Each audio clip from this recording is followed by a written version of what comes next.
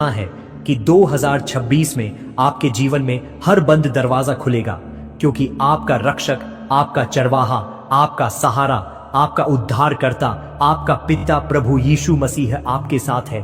और जब प्रभु आपके साथ चलते हैं तो कोई भी बंद दरवाजा हमेशा बंद नहीं रह सकता, कोई भी जंजीर सदा जंजीर नहीं रहती, कोई भी पहाड़ सदा पहाड़ नहीं बना रहता, कोई भी तूफान हमेशा तूफान बनकर नहीं रहता।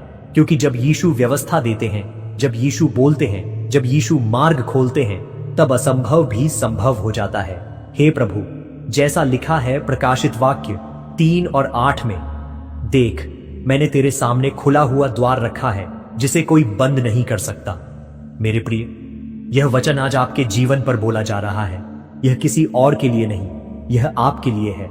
यह सिर्फ कागज पर लिखा हुआ शब्द नहीं, यह परमेश्वर की जीवित आवाज है जो आपके जीवन को संबोधित कर रही है और कह रही है कि 2026 में तुम्हारे जीवन में ऐसे दरवाजे खुलेंगे जिन्हें इंसान नहीं खोल पाए थे, जिन्हें पैसे नहीं खोल पाए थे, जिन्हें रिश्ते नहीं खोल पाए थे, जिन्हें डॉक्टर नहीं खोल पाए थे, जिन्हें वकील नहीं खोल पाए थे, जिन्हें बार बार की कोशिशें नहीं खोल पाई थी। लेकिन इस साल प्रभु यीशु खुद उन्हें खोलेंगे, क्योंकि समय आ चुका है। तुम्हारा मौसम बदल चुका है, तुम्हारी रात समाप्त हो चुकी है और अब तुम्हारे जीवन में भोर का समय आने वाला है। मेरे प्रिय, प्रभु ने कहा है यशायाह 45 और 2, मैं तेरे आगे आगे चलूंगा, टेढ़े मेढ़े स्थानों को सीधा करूंगा, मैं पीतल के फाटकों को तोड़ डालूंगा और लोहे की डंडियों को काट डालूंगा। इसका अर्थ यह है कि 2026 का वर्ष आपके संघर्ष का अंत और आपके परिणामों की शुरुआत का वर्ष है। यह वह वर्ष है जहां परमेश्वर आपकी ओर से लड़ेंगे, जहां परमेश्वर आपके रास्ते साफ करेंगे, जहां परमेश्वर आपके गिरे हुए सपनों को फिर से जीवित करेंगे, जहां परमेश्वर आपकी मेहनत पर अपना हाथ रखेंगे और जहां परमेश्वर कहेंगे अब समय आ गया है।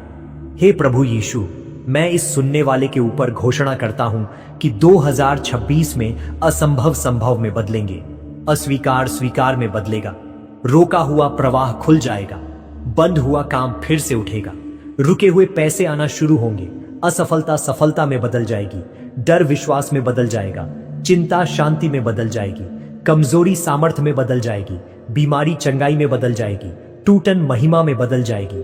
और जो दरवाजे बंद थे वे अब खुलने लगेंगे, क्योंकि तू प्रभु है, तू दाहिने खड़ा है, तू मार्ग खोलने वाला परमेश्वर है। मेरे भाई, मेरी बहन, कहीं ना कहीं तुम थक गए हो। तुमने बहुत कोशिशें की, बहुत बार लोगों पर भरोसा किया, मदद मांगी, दरवाजे खटखटाए, लेकिन जवाब नहीं आया, रास्ता नहीं खुला, फोन नहीं उठा, अवसर नहीं मिला। लेकिन आज इसी पल प्रभु कहता है, मैंने सुना है, मैं जानता हूं, मैं देख रहा था और अब मैं हस्तक्षेप कर रहा हूं।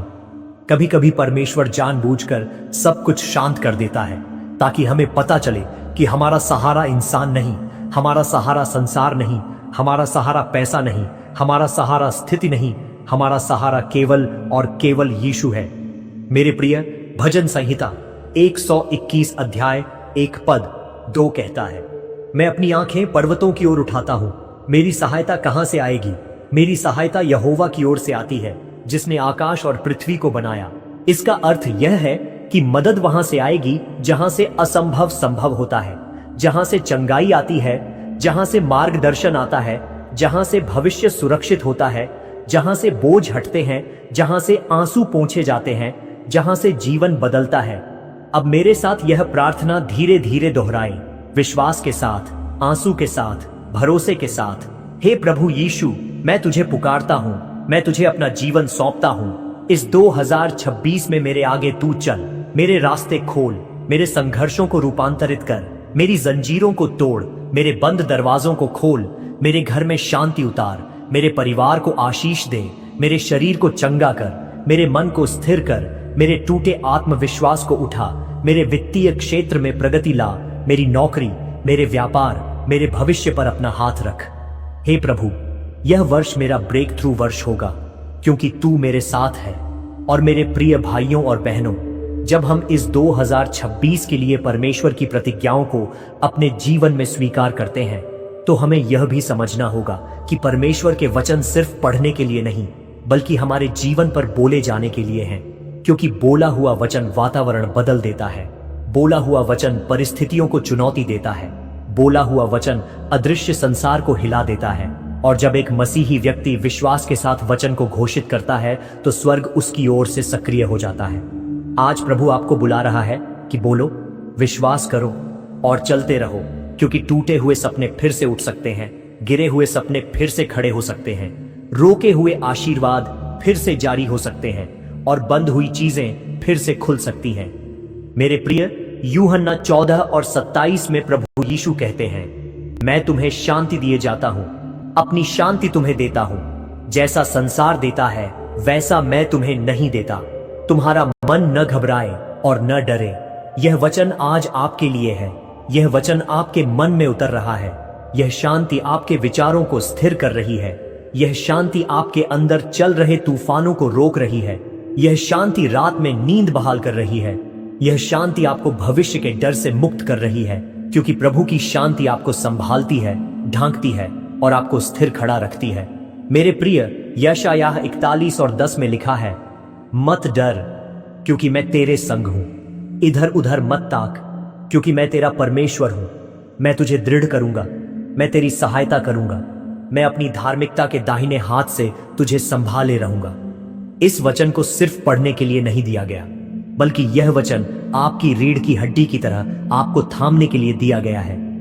जब जीवन लड्ड खद्दाता है तब यही वचन आपको कहता है, गिर मत, टूट मत, रुक मत, मैं हूं, मैं तेरे साथ हूं।